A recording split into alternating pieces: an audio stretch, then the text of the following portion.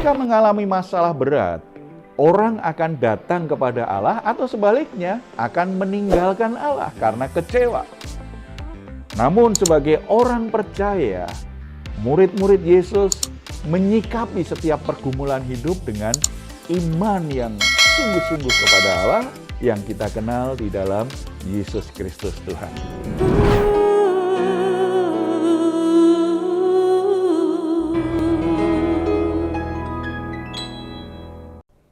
Salam, God lover yang dikasihi oleh Tuhan Yesus, senang boleh kembali berjumpa dengan saudara dalam program Rest and God malam hari ini bersama Diaspora TV.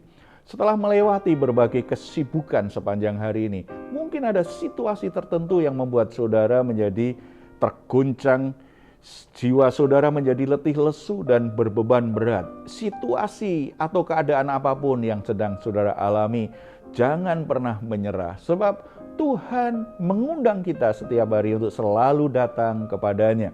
Tuhan Yesus berkata, "Marilah kepadaku semua yang letih lesu dan berbeban berat, aku akan memberi kelegaan kepadamu." Puji Tuhan, mari kita responi undangan Tuhan ini, kita datang kepadanya di dalam doa.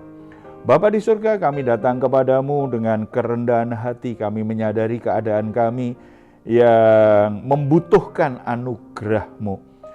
Situasi yang membebani jiwa kami serahkan kepadamu, karena kami percaya hanya di dalam Engkau kami akan mengalami kelegaan. Bahkan kami sangat percaya anugerah-Mu akan membuka jalan keluar, pertolongan terbaik.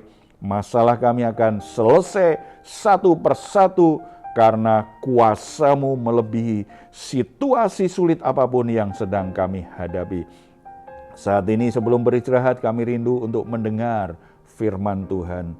Mari Engkau terangi hati dan pikiran kami sehingga kami akan mengalami ketenangan malam hari ini. Dalam nama Tuhan Yesus kami berdoa. Amin. Ketika mengalami masalah berat, orang akan datang kepada Allah atau sebaliknya akan meninggalkan Allah karena kecewa. Namun sebagai orang percaya, murid-murid Yesus menyikapi setiap pergumulan hidup dengan iman yang sungguh-sungguh kepada Allah yang kita kenal di dalam Yesus Kristus Tuhan. Saudara-saudara, kita akan merenungkan firman Tuhan dari 2 Raja-Raja pasal 19 ayat 1 sampai 14. Perikop ini mengajarkan kepada kita bagaimana cara Raja Hizkia dalam menyikapi krisis yang terjadi di masa pemerintahannya. Yang pertama, ia datang kepada Tuhan dengan sukacita. Ketika Sanherib mengirim utusan untuk menekan Hizkia dan bangsanya agar menyerah, ini yang dilakukan Hizkia. Kita baca ayat 3 dan 4. Berkatalah mereka kepadanya, "Beginilah kata Hizkia, hari ini hari kesesakan, hari hukuman, dan penistaan, sebab sudah datang waktunya untuk melahirkan anak, tetapi tidak ada kekuatan untuk melahirkannya. Mungkin Tuhan Allahmu sudah mendengar segala perkataan juru minum agung yang telah diutus oleh Raja Asyur tuannya untuk mencela Allah yang hidup, sehingga Tuhan Allahmu mau memberi hukuman karena perkataan-perkataan yang telah didengarnya. Maka baiklah, engkau menaikkan doa untuk sisa yang masih tinggal ini." Saudara-saudara, Hizkia datang ke rumah Tuhan dengan penuh perkabungan, penuh dengan duka cita penyesalan, berdoa, memohon pertolongan Tuhan sungguh-sungguh. Hizkia mau mendengarkan saran Nabi Yesaya setelah itu. Ayat 6 dan 7. Berkatalah Yesaya kepada mereka, "Beginilah kamu katakan kepada tuanmu, beginilah firman Tuhan, janganlah engkau takut terhadap perkataan yang kau dengar yang telah diucapkan oleh budak-budak Raja Asyur untuk menghujat aku. Sesungguhnya aku akan menyuruh suatu roh masuk ke dalamnya, sehingga ia mendengar suatu kabar dan pulang ke negerinya. Aku akan membuat dia mati rebah oleh pedang di negerinya sendiri."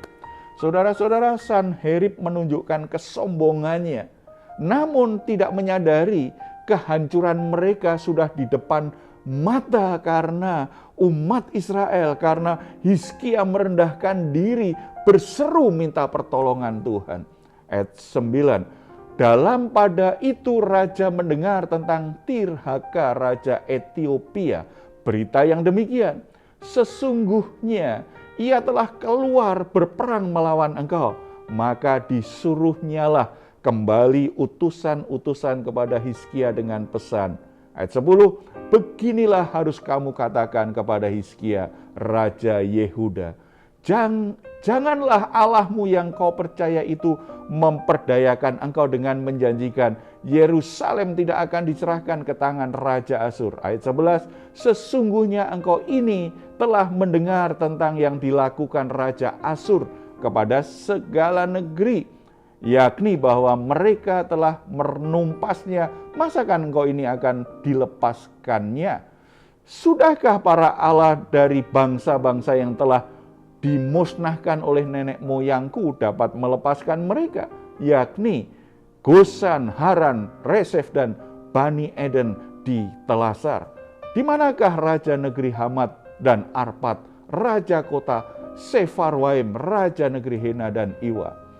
Ketika sedang mengalami krisis, saudara, maka pilihan terbaik adalah bergumul bersama orang-orang yang dekat dengan Tuhan.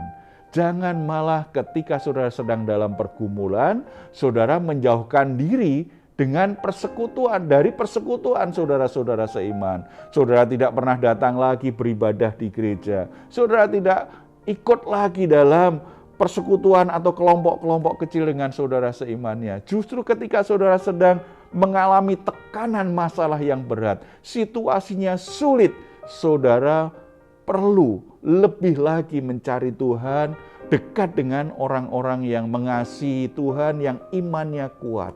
Di tempat di mana Tuhan hadir, itu yang saudara butuhkan. Tempat itu adalah persekutuan orang percaya, baik di gereja, di rumah-rumah, maupun di mana saudara bisa bersekutu dengan saudara seiman. Saudara kalau ada di tempat di mana Tuhan hadir, kita akan menemukan jawaban yang benar, mendapatkan kekuatan dalam iman kita, mendapatkan pertolongan yang tepat.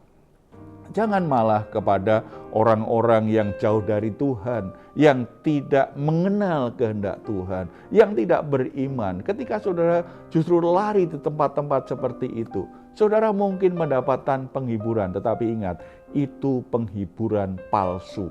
Datanglah kepada Tuhan, di rumah Tuhan, dalam persekutuan dengan saudara seiman.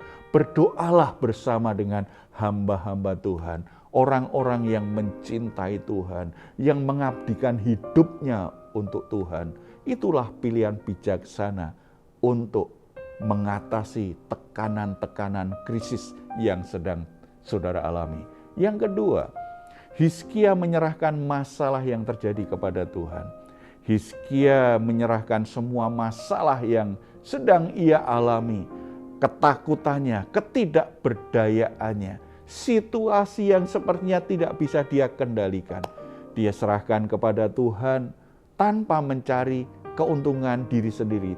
Tidak hanya memikirkan keselamatan dirinya sendiri. Kita baca ayat 14. Hizkia menerima surat itu dari tangan para utusan lalu membacanya. Kemudian pergilah ia ke rumah Tuhan dan membentangkan surat itu di hadapan Tuhan. Hizkia berdoa di hadapan Tuhan dengan berkata, "Ya Tuhan Allah Israel yang bertahta di atas kerubim, hanya Engkau sendirilah yang Allah segala kerajaan di bumi. Engkaulah yang menjadikan langit dan bumi." Ayat 16, "Sendengkanlah telingamu ya Tuhan, dan dengarlah, bukalah matamu ya Tuhan, dan lihatlah, dengarlah perkataan Sanherib yang telah dikirimnya untuk mengaibkan Allah yang hidup. Ya Tuhan, memang raja-raja Asyur telah memusnahkan bangsa-bangsa dan negeri-negeri mereka, dan menaruh para Allah mereka ke dalam api, sebab mereka bukanlah Allah, hanya buatan tangan manusia, kayu dan batu, sebab itu dapat dibinasakan orang. Maka sekarang ya Tuhan Allah kami, Selamatkanlah kiranya kami dari tangannya, supaya segala kerajaan di bumi mengetahui bahwa hanya Engkau sendirilah Allah ya Tuhan. Hizkia berdoa bukan untuk kebesaran dirinya sebagai raja atau kerajaan Yehuda yang dipimpinnya. Ia mengakui kedaulatan dan kekuasaan Tuhan, bahkan memohon pertolongan Tuhan untuk membuat kerajaan di segala tempat di bumi ini mengetahui bahwa Tuhan adalah Allah satu-satunya. Doa Hizkia ini kemudian didengar Tuhan. Tuhan memberikan penghiburan. Ayat 32, sebab itu beginilah firman Tuhan mengenai Raja Asyur. Ia tidak akan masuk ke kota ini dan tidak akan menembakkan panah ke sana. Juga ia tidak akan mendatanginya dengan perisai dan tidak akan menimbun tanah menjadi tembok untuk mengepungnya. Melalui jalan dari mana ia datang, ia akan pulang, tetapi ke kota ini ia tidak akan masuk. Demikianlah firman Tuhan. Dan aku akan memagari kota ini untuk menyelamatkannya, oleh karena aku dan karena Daud hambaku. Saudara-saudara bisa lihat di sini, Tuhan menjadi penjaga dan penyelamat kaum Yehuda. Saat Hizkia sebagai raja tidak mampu melindungi rakyatnya, Tuhan menegaskan bahwa dialah sepenuhnya yang jadi pelindung bagi umat yang disayanginya. Selain itu Tuhan menubuatkan hukumannya atas Raja Asyur dan kerajaannya. Kita bisa baca di ayat 35. Maka pada malam itu keluarlah malaikat Tuhan, lalu dibunuhnyalah 185.000 orang di dalam perkemahan Asyur. Keesokan harinya pagi-pagi tampaklah semuanya bangkai orang-orang mati belaga. Saudara, dari sini kita tahu bahwa kalau Tuhan menolong kita, hal itu hanya karena sepenuhnya otoritas, kedaulatan, dan kuasanya. Bukan karena kebaikan manusia semata. Sesungguhnya tidak ada persoalan yang sulit bagi Tuhan. Bagi kita sulit, bagi kita itu menakutkan. Bagi kita tidak mampu mengatasinya.